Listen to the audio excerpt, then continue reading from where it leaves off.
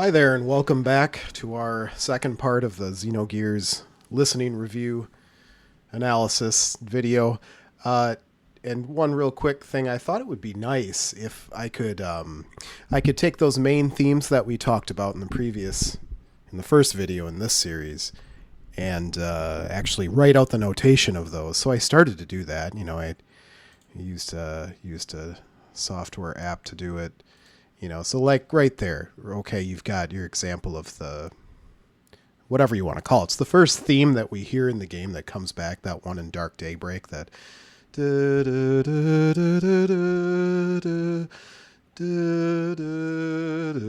right? So I started to go on to the next one for like, the main theme, and I had to stop. I had to stop because of how frustratingly difficult it was to do something as simple as adding triplets to the score. It wasted so much time. I was like trying to figure it out. It's not the easiest notation software. Like, I appreciate that it's out there and available to use for free, but those triplets. I had to stop, so I don't have all the themes prepared for you. Right?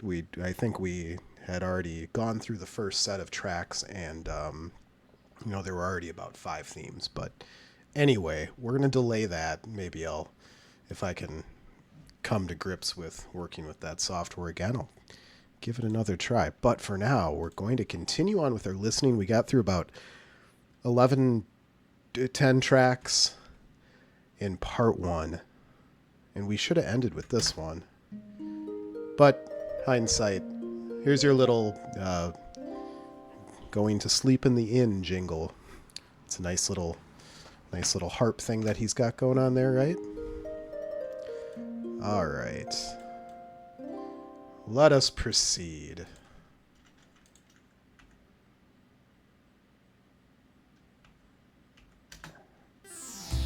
All right. We have the desert city of Dazil.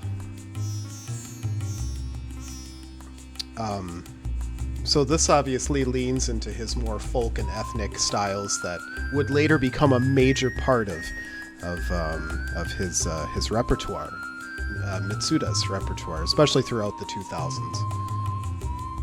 But he's starting to kind of dig into that here, and using this woodwind instrument, which he's taken. You can hear he takes great care in these instruments, and adding the pitch bends where appropriate, to really simulate what certain instruments might sound like. So whatever the sort of flute was, that we had heard before, whatever he means for that one to be, it's obviously one that probably is, padless, keyless, right? And instead one that you simply cover holes, so it allows the pitch bending to happen with the airstream much more fluidly. And then we go on, and he's got another stringed instrument playing the same melody again, right? So whether that's meant to be just a violin or some other sort of Middle Eastern type string instrument, I don't know. I don't know what his or whatever, like a sarangi. I mean, it could be a lot of things, right? He's got a sitar there in the background. So these are all very common sort of instruments you might expect for sort of a Middle Eastern themed place, a place that's deeply nestled in the desert somewhere. And of course, here he is bringing in the voice samples, as he loves to do. Oftentimes when he puts these into his music, he is editing them to some degree. Sometimes a lot, sometimes not so much. It really depends on the piece. This has a very nice rhythm to it too, that gives you that feeling, that mood. But I won't say it's his most sophisticated type of composition in this style of music. Again, I think he was really sort of beginning to really get into things like this. Certainly he used things like a sitar and, perhaps, keyless woodwinds before, like in, Shala's theme from Chrono Trigger, or, Dazil theme.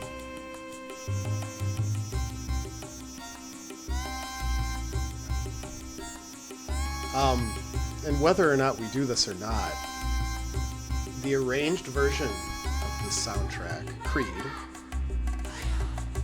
this arrangement on that album is spectacular. It's one of the coolest things you'll ever hear. They really, you know, he took this and really injected a great deal of life into it. Really elevated this particular composition. He really put a lot of effort into getting the percussion right in this too, and getting the right sort of samples put into memory so that they could be used for this composition in this game.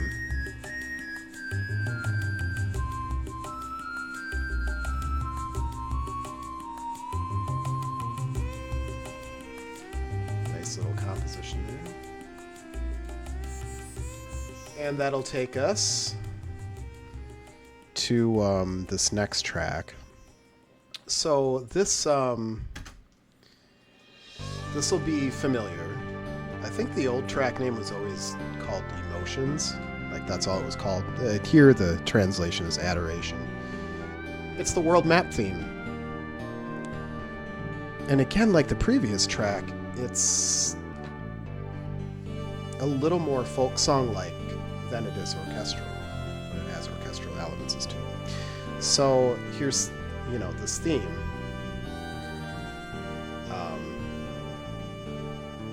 Is an important one. We heard it before in Stars of Tears.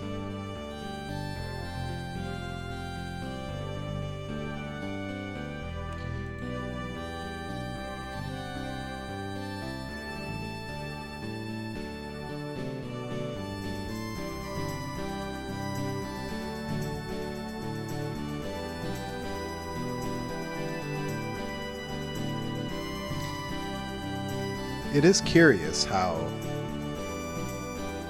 you know, this Mitsuda went through the trouble of, I don't know what was composed first. It was either this track or it's the live version we heard.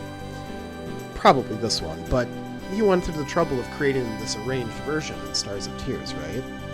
If we go back to Stars of Tears, if you remember, it's the same track. It's the same composition. But it's with live instrumentation. Of course, there's a vocalist. That's obviously a major difference with that there. And perhaps it was something as simple as there wasn't enough memory in the game itself, on the game disc itself, to have that theme, Stars of Tears, like playing as the actual overworld theme, even though they're the same track, you know. Same sort of energy to it as well. You know, this sort of, you're out in the field, so you've got these acoustic guitars going. Percussion keeping that steady beat, as if you're riding along, you know, to the wind, with the wind.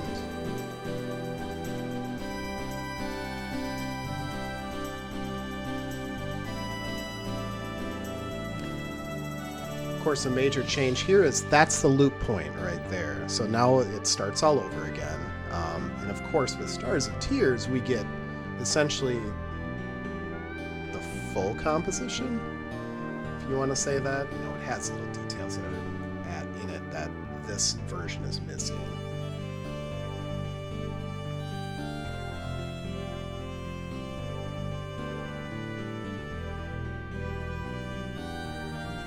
It's a nice little interplay here between the violin and the oboe doing the counter melody there. All right, here's your main melody in the violin. And then the counter melody.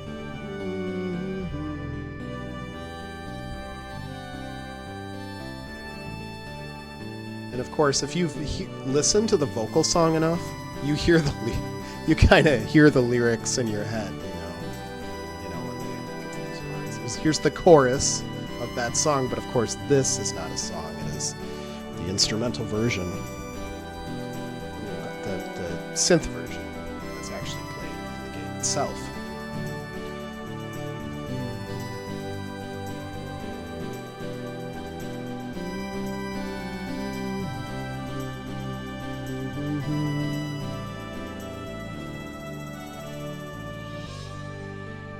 there it is. What all really changed? You know, if we go back. The instrumentation is pretty much identical. This version obviously has more depth to it. There are more instruments there. It has a greater depth of arrangement. Moving gently. Of course, an actual live Irish flute there. Of course, we have an actual Irish vocalist too, you know, with Joanne Hogg. There's our chorus. There's your loop point. Of course, there's even electric guitar in this. Percussion is much more dense in this one.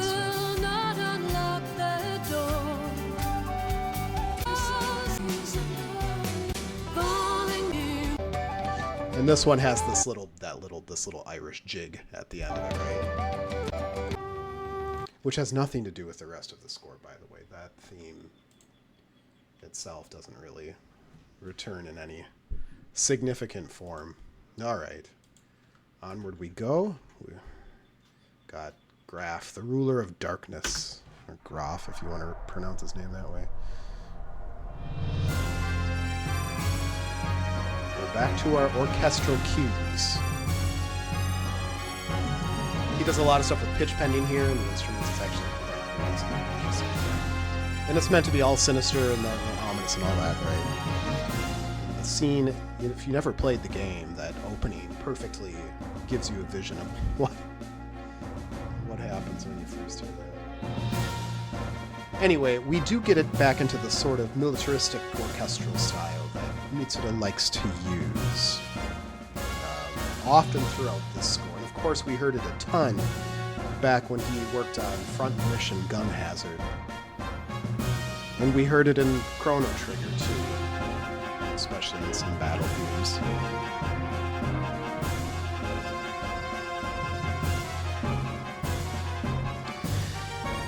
You know, again, talking honestly about these orchestral themed pieces,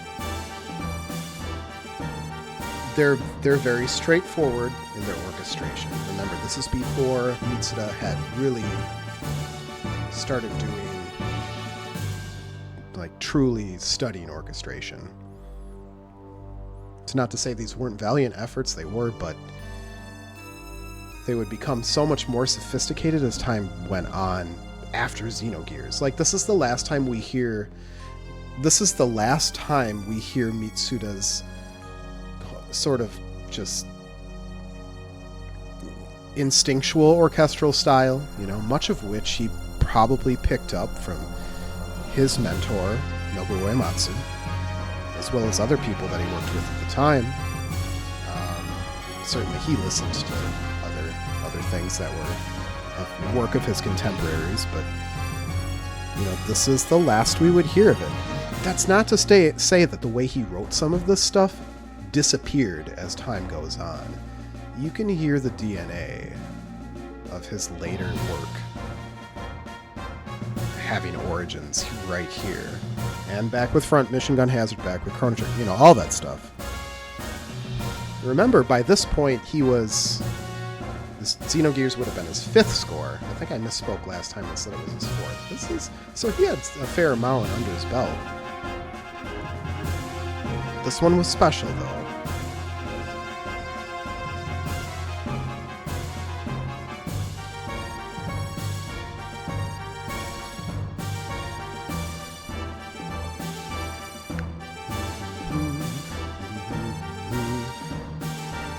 This is a nice little touch he does here. The interplay, it's the interplay here between the violins and the trumpet.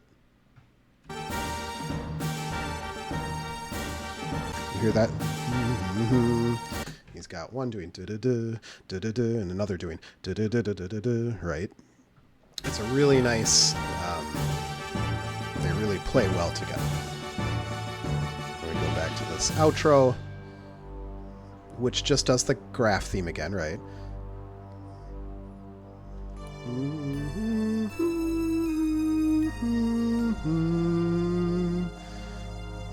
Right, this very angular theme.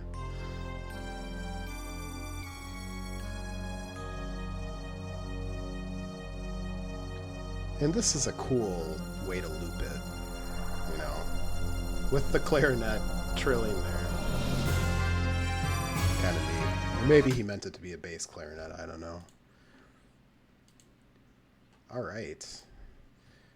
Okay, so we're gonna keep going with this orchestra, sort of this whole orchestral style, the militaristic orchestral thing, with Fuse. Well, this is more of like an escape theme, a tension theme, right? But on the action side of tension. We have our nice timpani sample in there. Now here he has inserted this this bass, synth bass ostinato, right? It's electronic. You can hear it at the bottom, which combines really well with, you know, it's got the timpani's rhythm, the triangle, the shakers. Really works well for that feeling of like infiltration, or in this case, like exfiltration, right? Our protagonists have to escape this sinking ship. And there are a lot of other scenarios too. That's just one of them. Again, he leans a lot into these brass chords that are very parallel, and a lot of fourths and fifths.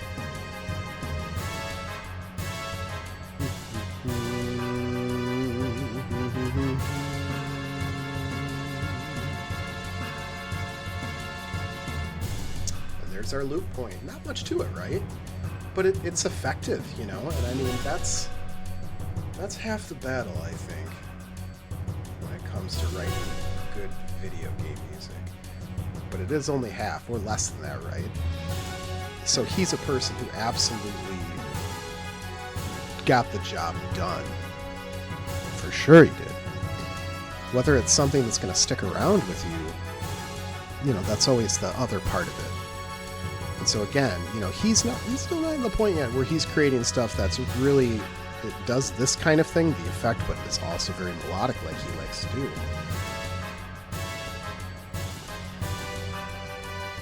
I've been listening to, or playing, a game called Valkyria Revolution. So it's part of the Valkyria series, but he did the music for it, and it's almost all live orchestral, right? So it's very interesting to compare this older orchestral style with his more his modern, far more mature orchestral style, because there are a lot of differences with it, which could be its own video, but it's interesting to compare the two on the fly. We've got in Dreams of the Brave. This is where I wish I had those notations written out for all the themes. So we're bringing back a really critical theme. Anyway, we'll get to it. So this theme you hear a lot in the game, perhaps too much. Anyway, it plays aboard the Dazil, the ship you have control of, and you know, again, we're still orchestral, kind of militaristic. We have this nice sort of pounding, prideful theme to begin with, but halfway through we're going to switch it up a little bit in a very interesting way.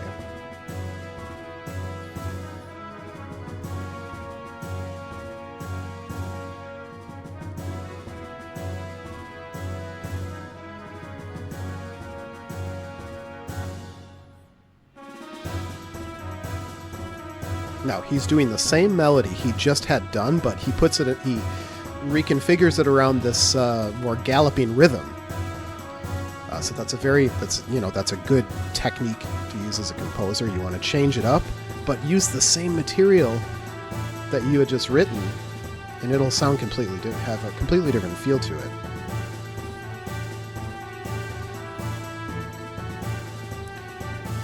Right? So let's just look at that. And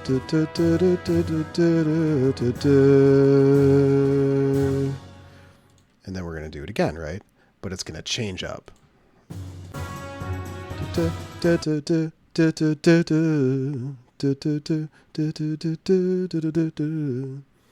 All with the simple, again, change in that rhythm and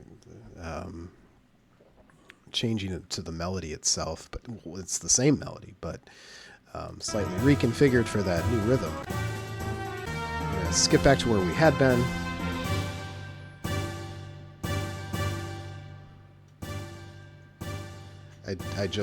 I know I hate to stop it before the best part, right?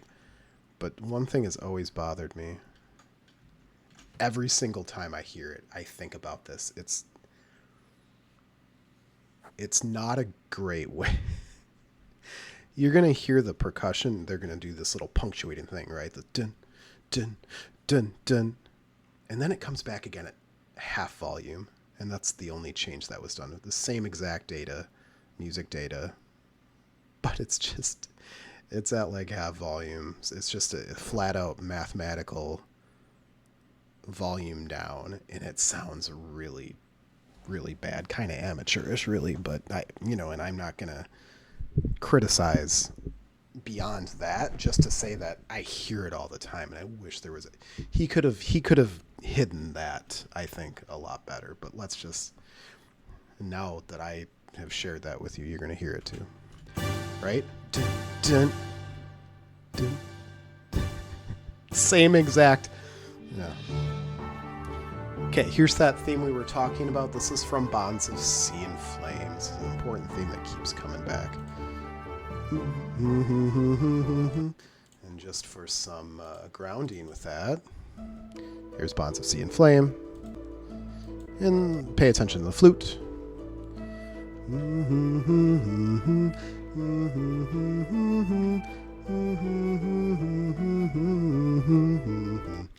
Okay, and then we return to our theme that we were just listening to.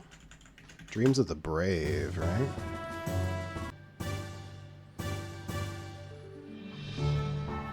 Okay, and your woodwind chorus here.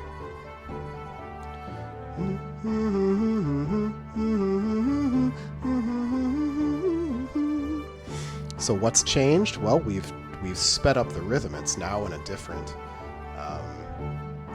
different rhythmic pattern, but it's the same theme.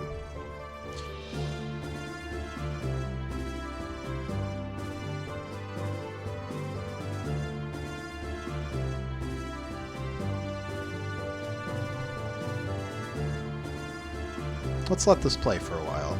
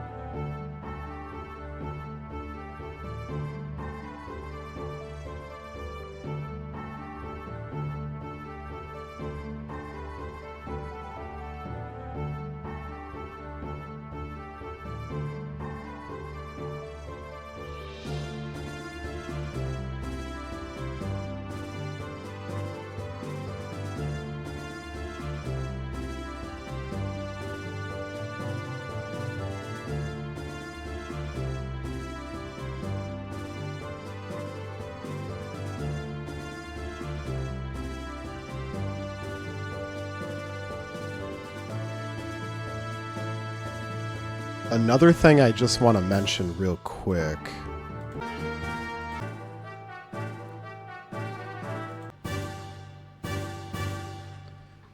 And the reason this one, I think, bothers me so much is that if you were, if you had an actual orchestra, the way that decrescendo would be handled would be much more, obviously, it'd be more organic. So you're doing it with synthesizers, and certainly that changes the calculus and how you're going to make it work. It's not the way I would have done it, but then again, I didn't write Xenogears. Mitsuda did, and he knows what he's doing. So let's go on to this next one. Yeah, okay. We, traditional name for this, I think, was always just called Unstealable Treasure or Unstealable Jewel, something like that. Very pretty, right? We have this nice string and harp background with the oboe taking the melody.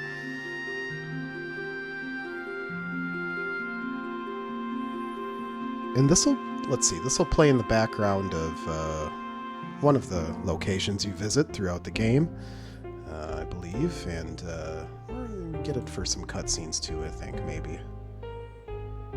I'd have to go back and check. Now he brings in the piano here to kind of do it. And what's interesting about this theme, it's not one of like the main themes of the game, but it does sort of, it's got sort of a parallel feeling to the main theme in a way, especially this, you know, this little octave here.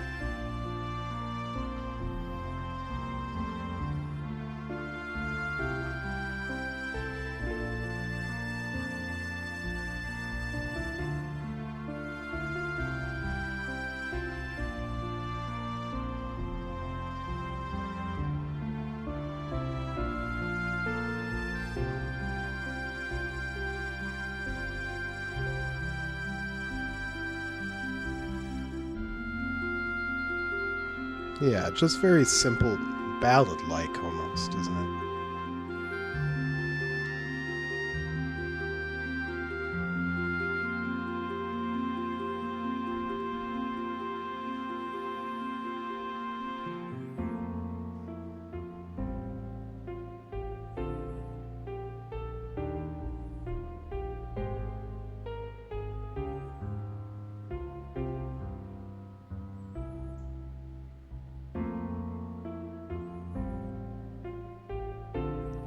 The way this is written, as I think ahead into the future after Mitsuda's work on this game, and, you know, as he continues on, he always produced a lot of vocal themes, songs for the different games that he worked on, and the way this is written is very similar to how he approaches writing a lot of those. And again, this sort of very melodic, ballad-like, very melodic, you know, just very memorable. He wants a tune there, something that'll really hold on to. And sometimes it can be a bit melodramatic, you know, if we say that, a bit saccharine, but, you know, he wants it to feel that way. He wants something to be touching enough to match, well, in this case, the gravity of this game's plot and some of how the plot proceeds from here, and the relationships between the characters. Alright, well, here we go. Okay, you remember the do you remember the Bonds of Sea and Flame theme, right?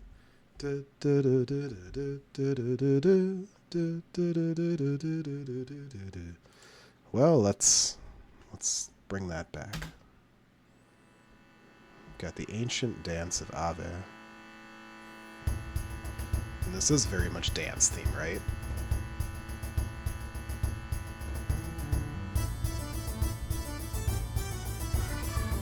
Just bringing back those vocal samples, right?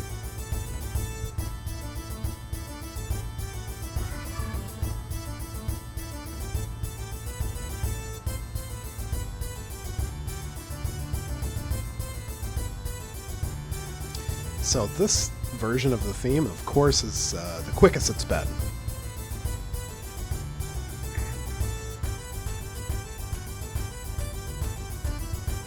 And, you know, even though where this takes place is, again, more of that in the desert, Middle Eastern feel, this theme is, again, going back to the Irish feel. The whole thing is, you know, we got that bodhran on the bottom, this rhythm, right? got the violin, you know, doing its thing. But it's accompanied by other instruments as well. Obviously, the vocal samples are there, just as a way to color it briefly, though. They're not the center stage here. It's that melody. Right?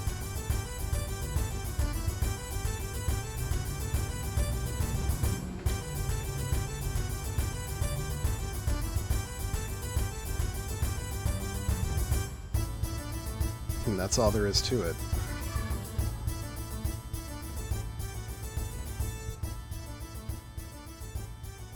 Which takes us to a completely different change of pace. Infiltration.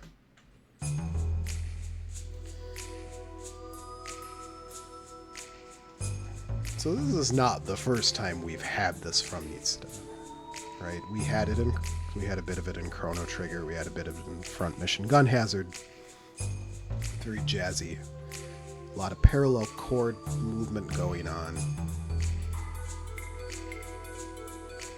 Obviously, in electronic elements. That acoustic bass in there. You know, not acoustic bass, electronic bass. It's almost written like an acoustic would be, though. It's got a nice color to it, a nice tone to it.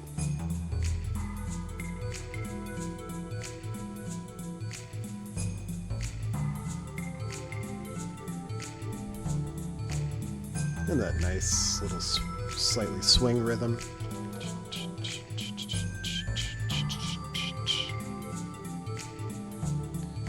The rhythm is nicely created. Now, there's not much to this melody, as you're probably noticing, right? We get these sort of back and forth. We're alternating between the same chords over and over again through this entire track. We have this repeating line, right? Right.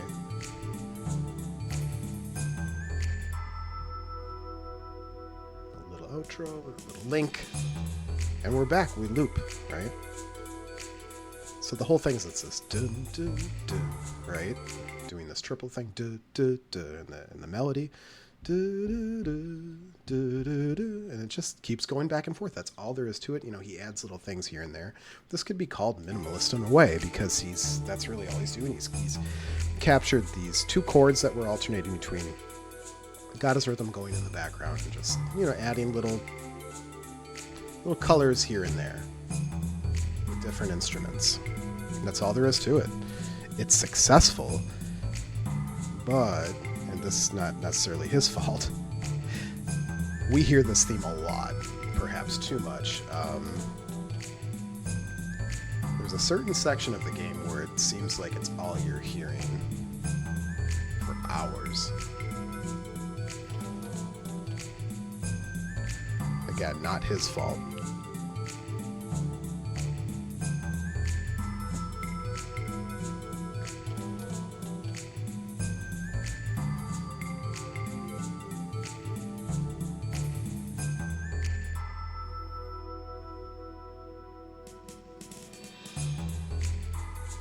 That's all there is to that one.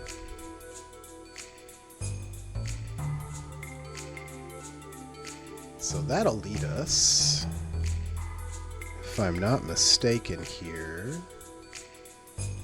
our next one ought to be the main battle theme, pretty sure.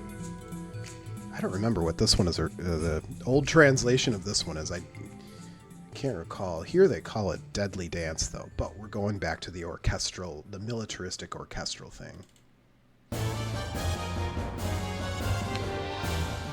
So here's your main battle theme that you're going to be hearing a lot in this game.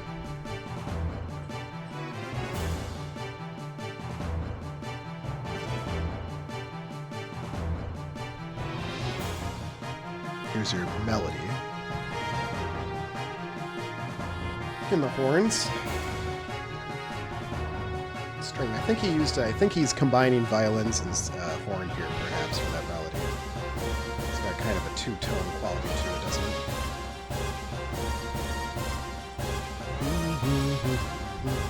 He's just repeating the same figure here, right?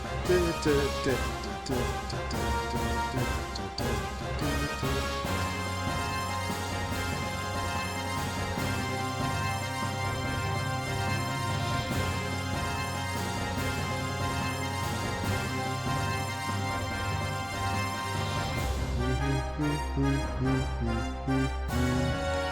those nice parallel chords in there. And that's it. There's the loop point. So this one's pretty spare when it comes to a melody. Well, at least it has more melody than the Chrono Trigger Battle theme did. So big change there. Big step up there. But it doesn't last too long, does it? We get this figure that sort of repeats. He gets a lot of mileage out of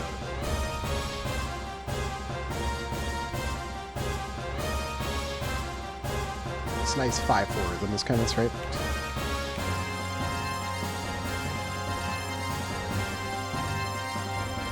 Which is a nice technique. I mean, we'll see that in a lot of great compositions out there. I think make use of that. What we're doing, right?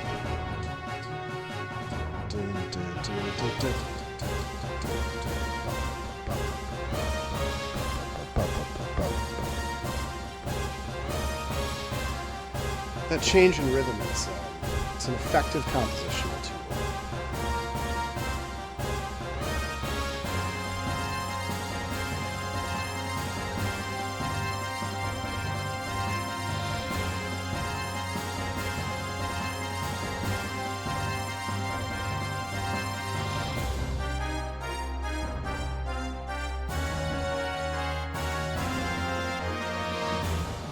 That's it. That's all we got for a battle theme. Now, by this point, I think it's clear what I mean about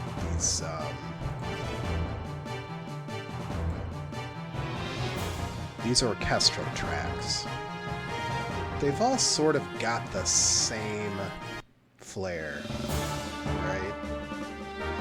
Here's your boss theme. Here's your Grahf theme, right? Here's your Dreams of the Brave, even though it's, you know, in a major key. Right? Here's your main battle theme, right? So that keeps coming back. And it's not to say it's unexpected because, you know, if we think about it, back in our first introduction track, the opening theme, Dark Dawn, Dark Daybreak, sets that stuff up. Right? There it is. But it does keep coming back. Again, it has that same sort of flair to it. So that can get a little bit repetitive. And I think that definitely, that's one thing to think about when you're thinking about, again, these early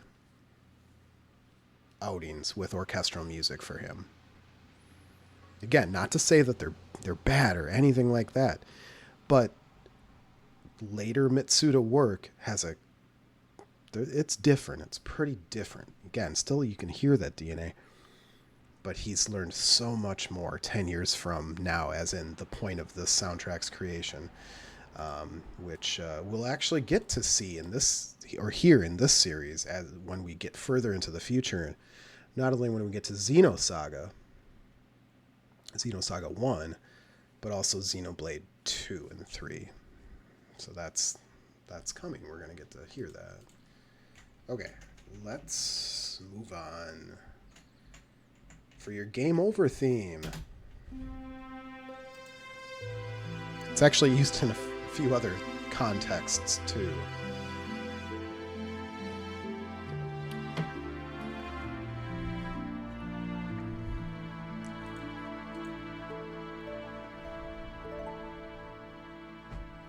Anyway, very cleverly, this little theme here is one of the. It is the main theme, and we heard it last.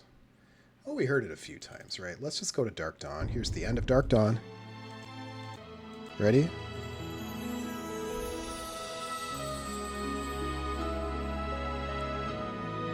Right,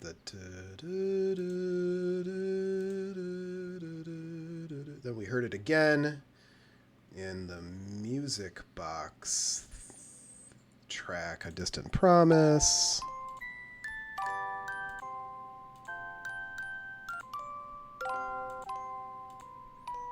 I'm skipping all over the place, sorry. Here we go. There it is again. Right, and this time he takes the same melody and uses it as the game over theme, but he puts it into this little orchestral setting. Very slow. Very lush strings in the background, you know.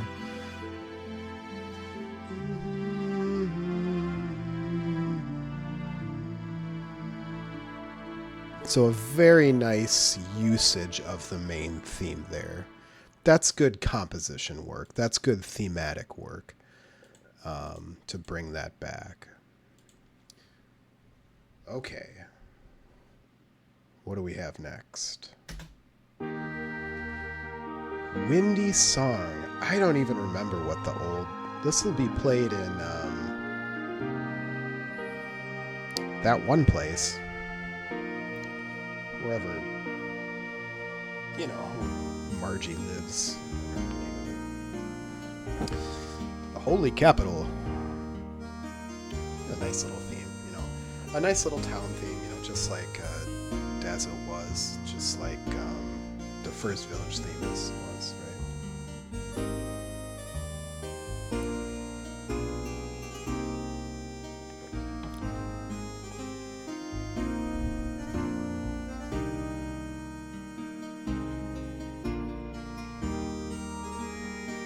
And the oboe comes in to do a counter melody here. It's nice.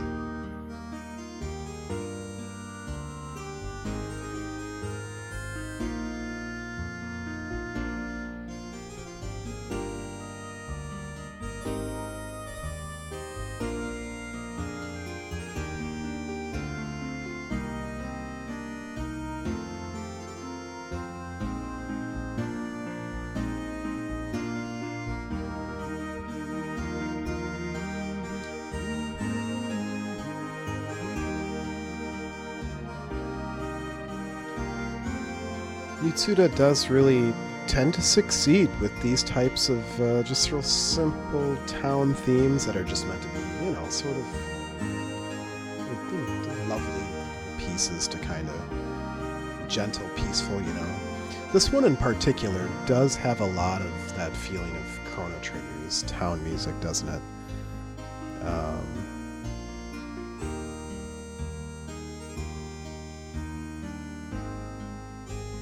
You know, the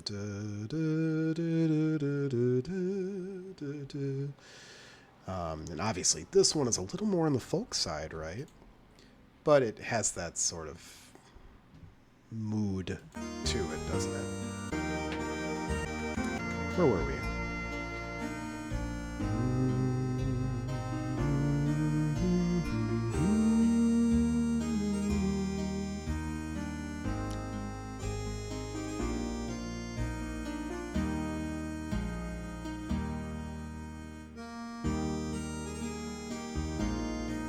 There's our loop point.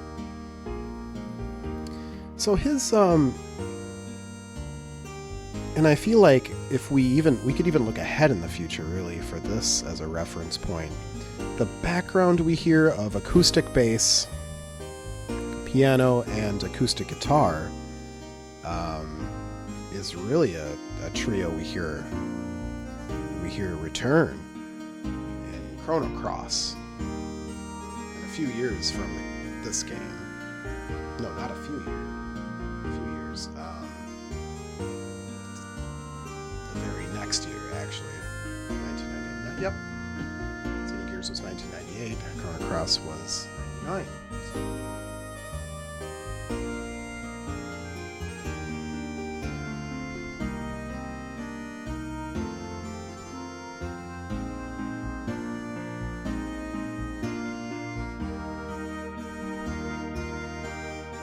Like to do a review analysis like this for the Chrono series too, but it would be awfully short, unfortunately.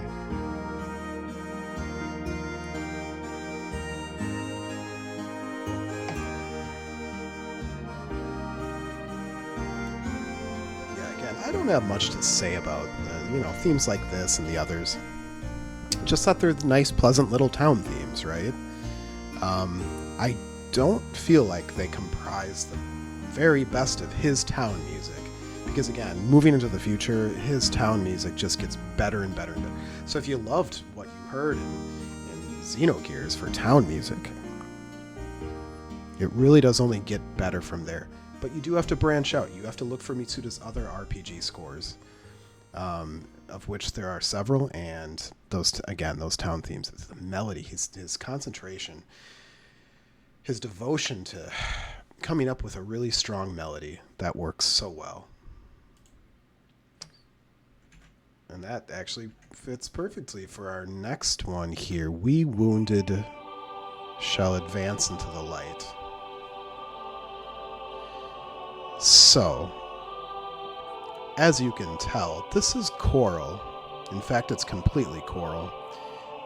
So your typical soprano, alto, tenor, bass setup to be sung by a choir.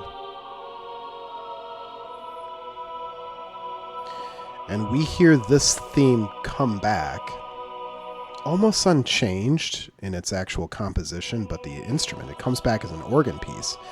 So both are very much, obviously, as you can probably hear and tell by the titles, very meant to be sort of spiritual in nature, and that is plot related. Now, this is a very interesting one for Mitsuda. Again, we talked about how he likes to use voice. Specifically like voice samples, but like also his songs, like his folk songs that he does for like ending themes, opening themes. But then we have this sort of vocal stuff too, which isn't like the others. I mean, it's like writing a song, but not like a pop ballad, and not like the folk stuff we hear in as vocal samples and as more folk related compositions. This is a very classical oriented composition. It's very pleasant. And it's not the first time he did one. That's kind of the crazy part about this theme. It'll be the first one that people have ever heard. But this kind of style, he likes to do, clearly, because he's kept coming back to it in various games.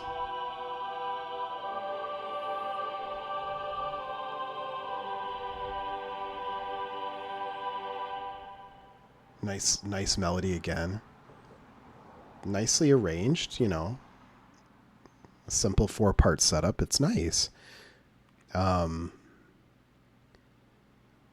When you think about... So if we go back to Chrono Trigger, okay?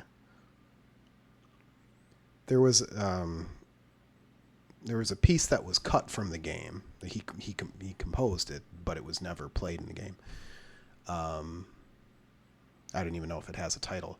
It's a choral piece though, and it has the same sort of things that he'll be doing, which leans a little more to the classical side of things, right? This theme does play in a church, and again, the plot-related reasons for it are very. There's a reason it's like this. But yeah, again, you have that unreleased track from Chrono Trigger. He did one again in Front Mission Gun Hazard. There's this one track which he does an intro for. It's like a 20-second intro or something. And it's this choral type of thing.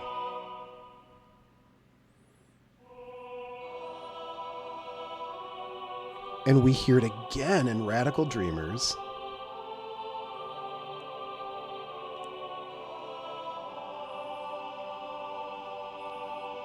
This chorus type thing. We get it. Here we are in Xenogears, obviously. He doesn't do it in Tobal, but Tobal would have no use for such an ensemble. But we have this. Chrono Cross doesn't have like this type of thing necessarily, but it does have choral parts that are composed. I mean, the ending theme itself, Radical Dreamers, has an ending to it that uses 3-part harmony. Not unlike this, but obviously not classical, just a little more on the folk side. But yeah, it just keeps coming back for him, and it comes back again. We get this sort of choral effort coming back in a lot of the RPGs he's done. Most of them, actually, if I think about it, like Tsuganai, Arcrise Fantasia, World Destruction,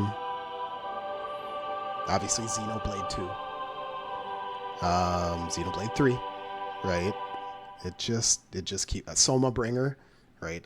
I can't. I would have to really go back and count because I'm not even including all of them. So he likes these choral compositions. He likes to do them. And again, he just gets better and better at them. So if you like something like that, you know, you'll find more of that in his work. And it's always melodic, and it always, you feel it. You know what I'm saying? He's just that good at doing that sort of thing. But that takes us to another theme. Oh, hey. Another theme. You'll recognize this one.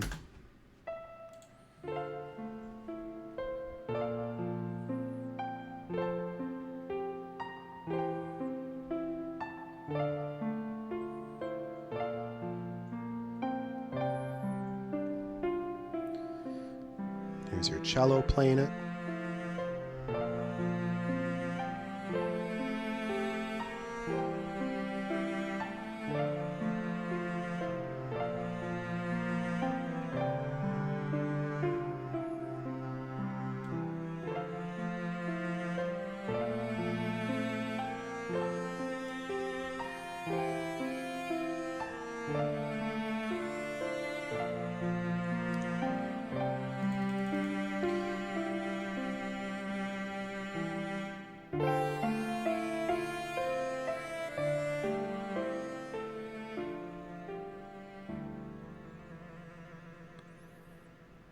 Lovely piece, isn't it?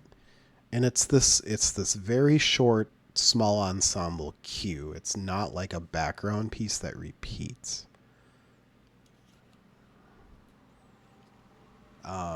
It's sort of timed to what's happening in the scenes that it shows up in. But that theme,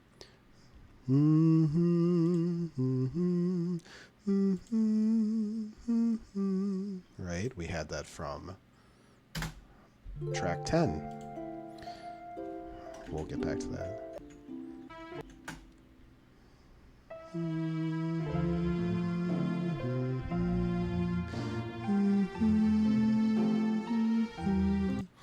So in this later theme, he gives it to the piano. It starts with the piano, and then it goes on to solo cello.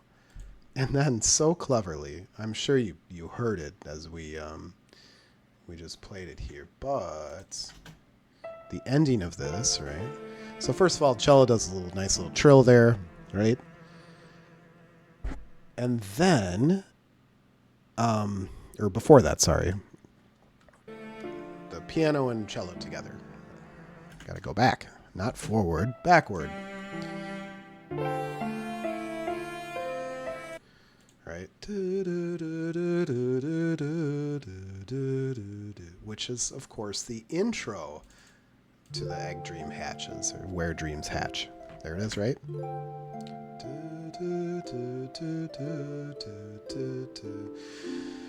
Just really pretty theme, and accompanies some really tough scenes.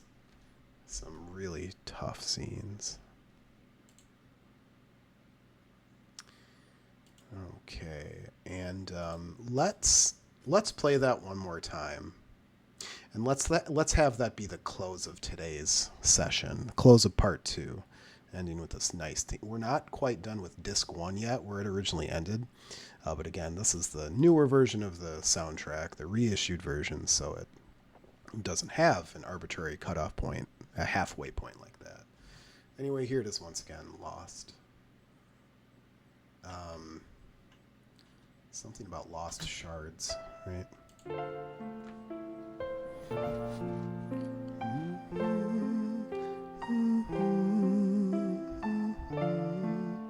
There's a beautiful simplicity in just having the piano play that by itself, unaccompanied. And then the cello joins, right?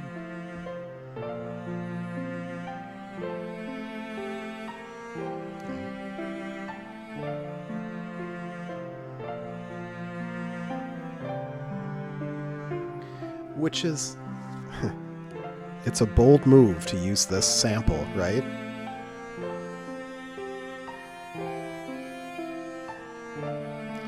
This is the PlayStation 1, right? I don't think most people would find the solo string sounds, like violins and cellos, all that pleasing. But you know, when you're a composer, you make it work. This sings. It does. It has to. Right? Especially in those high ranges, man.